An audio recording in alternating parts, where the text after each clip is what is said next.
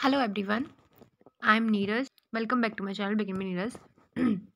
मेरा चैनल है यूट्यूब पे। अगर आपको नहीं पता, अगर आप न्यू हो, if you are new, take a moment to subscribe my channel and सारी नोटिफिकेशन आपको टाइम पे मिलती रहेंगी किसी भी कोर्स से रिलेटेड, जैसे एम्स के होगा, बीएससी नर्सिंग, पैरामेडिकल, तो उससे रिलेटेड मैं आपको, और जब आपका स्टेट लेवल का एग्ज़ाम होता है उससे रिलेटेड भी आपको मैं इन्फॉर्म करती रहती हूँ टाइम टू टाइम।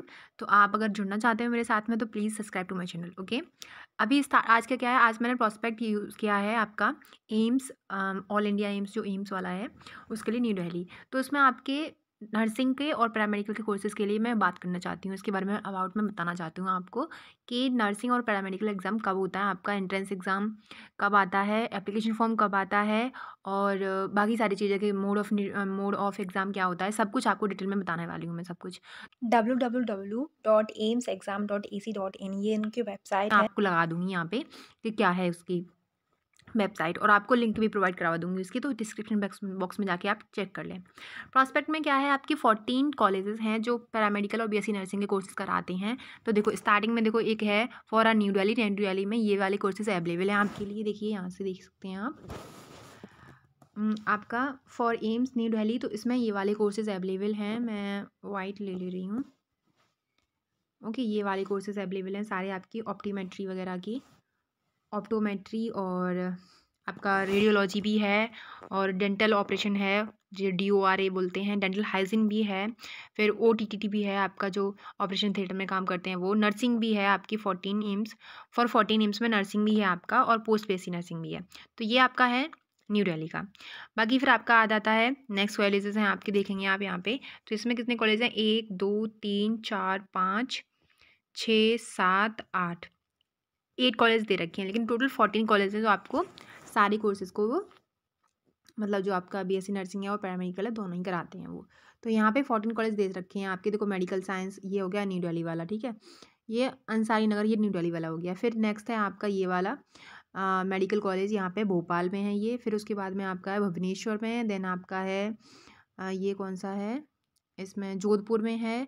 और ये सारे कॉलेजेस आपके क्या हैं, 14 कॉलेजेस हैं जो आपको BSc नर्सिंग और पैरामेडिकल कोर्स कराते हैं।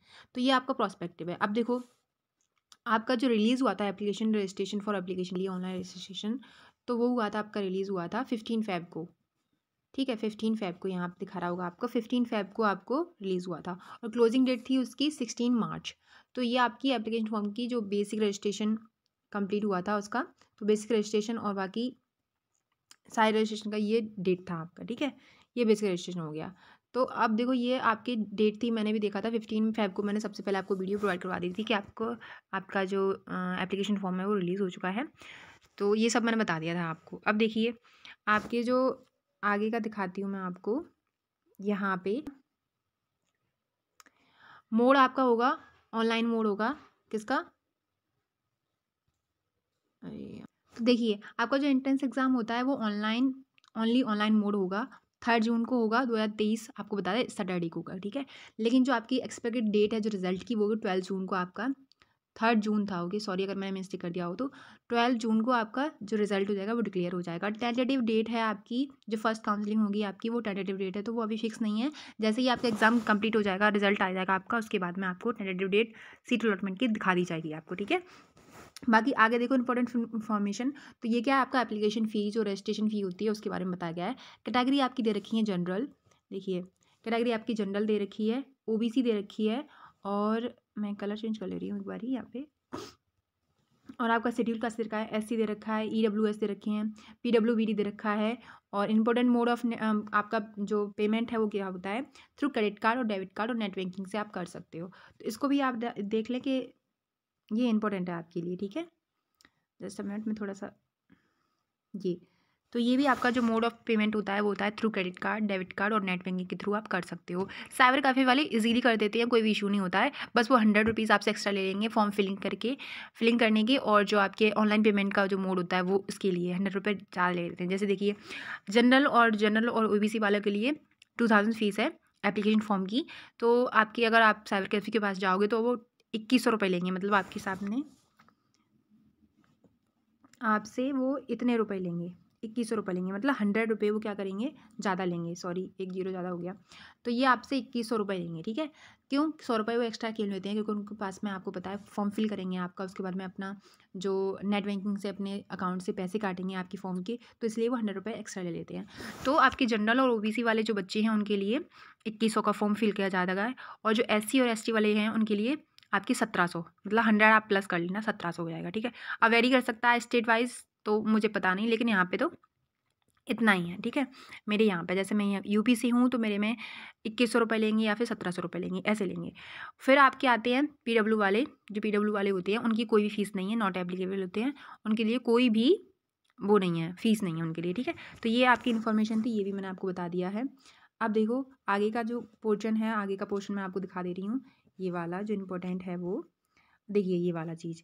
तो ये वाली चीज़ क्या है, इसमें जो पार्टिसिपेट कर रहे हैं एम्स के, अदर एम्स के, तो वो कॉलेज हैं आपके 13 कॉलेज है, वैसे 14 कॉलेजेस हैं। फर्स्ट है रायपुर, फिर है ऋषिकेश, भोपाल, फिर है आपका बठिंडा, भुवनेश्वर, कालिंदी, और ये सारे कॉलेज आपके पार्टिसिपेट करते हैं किसमें, देखिए यहाँ पे देख सकते हो आप, अंडर द प्रधानमंत्री जो आपके हैं योजना है आपकी।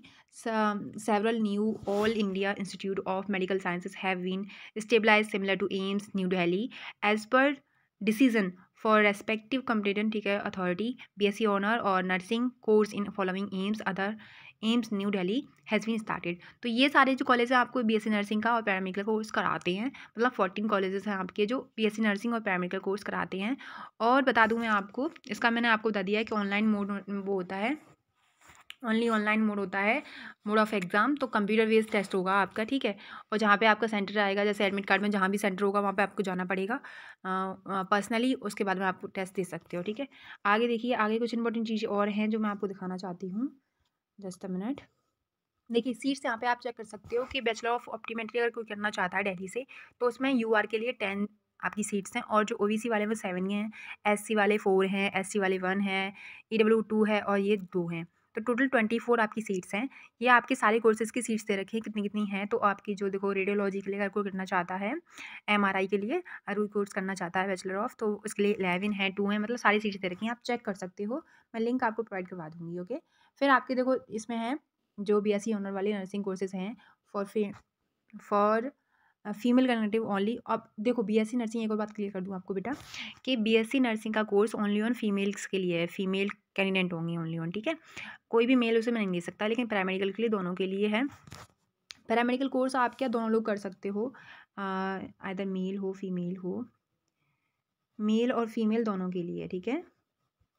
पैरामेडिकल कोर्स यहाँ पे लिख दे रही हूँ, पैरा लिख दे रही हूँ, ओके। लेकिन आप बीएससी नर्सिंग का जो कोर्स है वो सिर्फ ओनली ऑन फीमेल्स के लिए है, याद रखना आप लोग। तो ये सारे आपके हैं कितने कॉलेज, 14 कॉलेज आपको दिखा रहे होंगे, देखो 14 कॉलेज आपको दिखा रहे हैं, दिल्ली, बठिंडा, भोपाल, भुवनेश्वर, फिर ये न्यू अभी एड हुआ है। तो 14 कॉलेज हैं आपके, कितनी सीट्स हैं सब कुछ दिखा दिया। टोटल सीट्स हैं आपकी 966, फिर यूआर की कितनी है 378, फिर आपकी ईडब्ल्यूएस, यूआर, पीडब्ल्यूएस, ये सब की दे रखी है, ठीक है। तो आप चेक कर लेना एक बारी। और सीट ऑफ आउटसाइडर कैंडिडेट, जो आउटसाइड मतलब जो होते हैं, ये पोस्ट बीएससी नर्सिंग का है, चलो ये तो इससे मतलब ही नहीं है आपको। अब ये कोर्स भी देखो दे रखे हैं कितने साल का होता है, तो देखो आपका ऑप्टीमेट्री जो बैचलर ऑफ ऑप्टीमेट्री होता है वो इसका इतनी साल का देना पड़ेगा आपको। भुवनेश्वर में, न्यू दिल्ली में, ऋषिकेश में, सब जगह पे आपको दे सकती हैं कि कितने ईयर्स लगेंगे आपके कोर्स को, वो बता दिया है आपको, ठीक है। ये आपके तो मैंने दिखा दिया आपको ये। और देखिए फिर, हाँ फिर आप देखिए आपका जो एग्ज़ाम होगा वो भी मैंने आपको बताया 3 जून, हाँ ठीक है, ये तो मैंने आपको बता दिया है, जो आपका बता दिया है मैंने आपको, ठीक है, ये तो बता दिया मैंने आपको। नेक्स्ट आप देखेंगे, नेक्स्ट देखेंगे आप, वीडियो थोड़ी लॉन्ग हो सकती है लेकिन इन्फॉर्मेटिव रहेगी आपके लिए। देखिए फॉर बीएससी ऑनर, जो बीएससी नर्सिंग है आपके लिए 55% ओबीसी और जनरल के लिए चाहिए, और 50% इन केस ऑफ एसी और ST category in aggregate in English, physics, chemistry, bio. अब देखो इसमें क्या है बेटा, अगर आप फॉर बीएससी ऑनर नर्सिंग करना चाहते हो आप, तो 55% ऑफ जनरल ओबीसी होना चाहिए आपका। उसमें क्या है, एग्रीगेट आपका होना चाहिए इंग्लिश, फिजिक्स, केमिस्ट्री, बायोलॉजी, ये आपकी होनी चाहिए डेफिनेटली 12th में, ठीक है। 55% डेफिनेटली आपका होना चाहिए हर एक सब्जेक्ट में, इंग्लिश में, फिजिक्स में, केमिस्ट्री, बायोलॉजी में, तभी आप फिल कर सकते हो फॉर्म को। फिर आप देखो एम्स की रैली के लिए बैचलर ऑफ ऑप्टोमेट्री, ये सभी के लिए अलग अलग हैं, तो आप देख सकते हो सभी के लिए अलग दे रखे हैं यहाँ पे, तो ये आप देख लेना, ओके। ये सारी चीज़ें मैं बता दी हैं आपको। फिर देखो BSc nursing, post BSc nursing, ये आपको डिप्लोमा दे रखा है, स्कीम, प्रोसीजर, ये सब कुछ दे रखा है। और देखिए यहाँ पे देख कट ऑफ, देखिए यहाँ पे कट ऑफ इंपॉर्टेंट है, यहाँ पे बी ऑप्शन ये वाला, देखिए ये वाला कि the cut off in qualifying marks of admission is required in entrance test for all BSc courses आपके होते हैं। सैलरी 50% ऑफ यूआर और EWS, 45% for OBS and 40% of for SC and ST. अगर आपका देखो एंट्रेंस एग्जाम आप दे रहे हो तो उसमें आपकी कंपलसरी आपके यूआर वाले हैं जो, उनके लिए 50% होना चाहिए। देन ओबीसी वाले 45% आपका कंपलसरी आने चाहिए मार्क्स में, 45% आपके मार्क्स होनी चाहिए तभी आपका सिलेक्शन हो सकता है, और 40% एससी और एसटी के लिए है, ठीक है। तो ये भी मैंने आपको बता दिया है। देन देखिए आप और देखो एक बार बता दूंगा आपको, जो पैरामेडिकल वाले बच्चे हैं, पैरामेडिकल कोर्स करना चाहते हैं, जो पैरामेडिकल करना चाहते हैं, तो वो मैथ स्ट्रीम से भी हों, अगर मैथ स्ट्रीम से भी हैं तब भी वो फॉर्म फिल कर सकते हैं। अदर आप बायोलॉजी से भी हो तब भी आप कर सकते हो, ठीक है। तो बायोलॉजी और मैथ दोनों से हो, अगर पैरामेडिकल कोर्स करना चाहते हो तो आप इजीली कर सकते हो एम्स से, ठीक है। क्योंकि आपको पता है एम्स की फ़ीस बहुत कम होती है, और अकॉर्डिंग टू ये स्टेट वाली जो कॉलेज हैं आपके उनसे बहुत ही कम होती है, तो आप इजीली कर सकते हो। मैथ और बायो वाली भी कर सकते हैं, आपको ध्यान रखना, अगर आप ध्यान से सुनोगे पूरी वीडियो को तो ध्यान से कर पाओगे, ठीक है। बाकी इसमें कुछ है नहीं, बाकी मैं आपको सिलेबस दिखा देती हूँ। सिलेबस क्या है, तो सिलेबस भी आपका देखिए, अब यहाँ पे ये चीज़ थोड़ी सी और इम्पोर्टेंट है कि स्कीम फॉर जो मार्किंग होती है वो स्कीम क्या होती है। तो आप देखिए यहाँ पे फर्स्ट पॉइंट देख रहे हैं आप, यहाँ पे ईच करेक्ट रेस्पॉन्स होगा विल गेट स्कोर +1 मार्क। अगर आपका करेक्ट ऑप्शन होता है, एक क्वेश्चन सही होता है तो +1 मार्क्स मिलेंगे आपको। अगर आपको इफ़ यू गलत होता है, अगर वो each incorrect response will get a score 1/3, 1/3 मतलब 1/3 आपका माइनस हो जाएगा, मतलब नेगेटिव मार्किंग। इट मीन्स कि नेगेटिव मार्किंग आपकी होती है, नेगेटिव मार्किंग आपकी एग्जाम में होती है, ठीक है। नेगेटिव मार्किंग याद रखना, ध्यान में रखना है आपको, ठीक है, कि नेगेटिव मार्किंग होती है इसमें। नेगेटिव मार्किंग के बाद में देखो उसमें देखिए फिल कैसे करना है आपको। अगर करेक्ट होगा +1 होगा, ऐसे रॉन्ग होगा, अगर फॉर रिव्यू के लिए तब भी आपको मार्क नहीं मिलेगा, और नॉट आंसर्ड होगा तब भी आपको मार्क कोई भी नहीं मिलेगा, ठीक है। अगर गलत है तो आपको माइनस में जाएगा, प्लस है तो आपका +1 में जाएगा, ठीक है। ऐसे आपको ये ध्यान में रखना है। तो आपको फॉर रिव्यू के लिए भी नहीं छोड़ना है, नॉट आंसर के लिए भी नहीं छोड़ना है, और नेगेटिव मार्किंग है तो ऑब्वियस सी बात है आपको ध्यान में रखना है कि कोई भी क्वेश्चन गलत ना हो, और जिस क्वेश्चन पे आप आंसर कर रहे हो उस वो क्वेश्चन आपको 100% श्योर हो, ठीक है। तुक्का लगाना है तो 1-2 हम लगा दे, 1-2 क्वेश्चन में तुक्का आप लगा सकते हो। हर एक क्वेश्चन में तुक्का लगाने के बाद में आपके सारे नेगेटिव मार्किंग चले जाएंगे, तो आप ध्यान रखना नेगेटिव मार्किंग होती है। तो इसलिए नेगेटिव मार्किंग होती है तो इसका मतलब क्या है कि आप कोई भी क्वेश्चन गलत टिक नहीं करोगे, ठीक है। जितने भी करोगे सॉलिड करोगे अपने। फिर देखिए इसमें आप तो कुछ है नहीं, बाकी मैं आपको सिलेबस दिखा दे रही हूँ। सिलेबस क्या है, क्योंकि अब कुछ नहीं है इसमें, बस दे रखा है। सिलेबस दिखा देती हूँ मैं आपको। हाँ बेटा देखिए, तो सिलेबस देख लो आप। बीएससी नर्सिंग फिजिक्स का सिलेबस ये है आपका। Current electricity, electromagnetic induction, electronic devices, फिर अल्टरनेटिव करंट जो एसी करंट होता है वो, atoms and nuclei, communication systems आपने देखना पड़ेगा, इलेक्ट्रोमैग्नेटिक वेव्स देखना पड़ेगा, ऑप्टिक्स देखना पड़ेगा, ड्यूअल नेचर ऑफ मैटर देखना पड़ेगा, इलेक्ट्रोस्टैटिक देखना पड़ेगा, और magnetic effect of current and magnetism देखना पड़ेगा आपको, ठीक है। फिर आपका केमिस्ट्री सिलेबस है। केमिस्ट्री सिलेबस में आपका सॉलिड स्टेट चैप्टर है, बायोमोलिक्यूल है, केमिस्ट्री इन एवरीडे लाइफ, ये आपको बताइए, बहुत ईजी चैप्टर है। और general principle and process of isolation of elements, ये भी आप देख लेना। सॉल्यूशन देख लेना, जो केमिकल काइनेटिक्स है वो देख लेना। फिर electrochemistry, polymer, p block element, surface chemistry, d and f block element, organic compounds containing nitrogen, alcohol, phenol and ester, ester जो होता है वो, और कोऑर्डिनेशन कंपाउंड, फिर आपका है कीस्टोन एंड कार्बोक्सिलिक एसिड। तो ये आपके आते हैं केमिस्ट्री का सिलेबस है। अब बायोलॉजी का सिलेबस देख लो, तो बायोलॉजी का सिलेबस है आपका द डिफरेंस बिटवीन प्रोकैरियोटिक और यूकैरियोटिक जो सेल्स होती हैं उनमें। सेल थियरी आपको देखना है, स्ट्रक्चर ऑर्गेनाइजेशन ऑफ सेल देखना है आपको, मेंडल लॉ ऑफ इनहेरिटेंस देखना है, क्लासिफिकेशन बाइनोमियल नोमेनक्लेचर देखना है आपको, ये तो फर्स्ट चैप्टर में ही है जो 11th का है। 5 यूनिट क्लासिफिकेशन देखना है, the role of plants in human welfare देखना है, mineral nutrition, essential element and their functions देखना है आपको। तो ये क्या है आपके सिलेबस है। सिलेबस इट मीन्स कि ये इंपॉर्टेंट चैप्टर है, ये तो करके ही जाने हैं आपको, ठीक है, ये छोड़ने नहीं है बिल्कुल भी, तो ये देख के जाने हैं आपको। अब देखो आपके जो जनरल नॉलेज है उसका सिलेबस क्या है, जनरल पॉलिसी और साइंटिफिक रिसर्चेज एंड आपके करंट अफेयर, हिस्ट्री और जियोग्राफी और कल्चर, तो ये आपके उसमें होते हैं। अब देखो इसमें क्वेश्चन देख लो, तो क्वेश्चन कितने कितने आते हैं। 10 क्वेश्चन इसके आएंगे। टोटल आपके कितने क्वेश्चन आते हैं, 100 क्वेश्चन आते हैं, ठीक है। टोटल क्वेश्चन, ठीक है। 100 क्वेश्चन होते हैं आपके। 10 हो गए आपके जनरल नॉलेज के। ओके, नेक्स्ट आप देखोगे बायोलॉजी। तो बायोलॉजी के जो क्वेश्चन होते हैं, जस्ट अ मिनट, वो होते हैं आपके 30। ठीक है, 30 और 10 40 हो गए। देन आप देखोगे इसके, तो इसके हो गए आपके जो केमिस्ट्री है आपका सिलेबस, केमिस्ट्री के हो जाएंगे आपके क्वेश्चंस। केमिस्ट्री के 30, केमिस्ट्री के मतलब 30 60 और 10 70 हो गए। अभी आपके 30 और बचे हैं, तो 30 आपके हो जाएंगे फिजिक्स के। ठीक है, 30 मतलब मैं अपना टोटल लिख देती हूँ आपके। तो देखिए, आपका फिजिक्स, केमिस्ट्री, बायोलॉजी और जीके, ये आपके 4 सब्जेक्ट आते हैं किसमें, बीएससी नर्सिंग के लिए। तो आपके क्वेश्चंस कितने होते हैं, 30 इसमें हो जाएंगे, 30 इसमें हो जाएंगे, 30 इसमें हो जाएंगे, 10 इसमें हो जाएंगे। टोटल आपका हो जाएगा 100 आपके क्वेश्चंस आते हैं।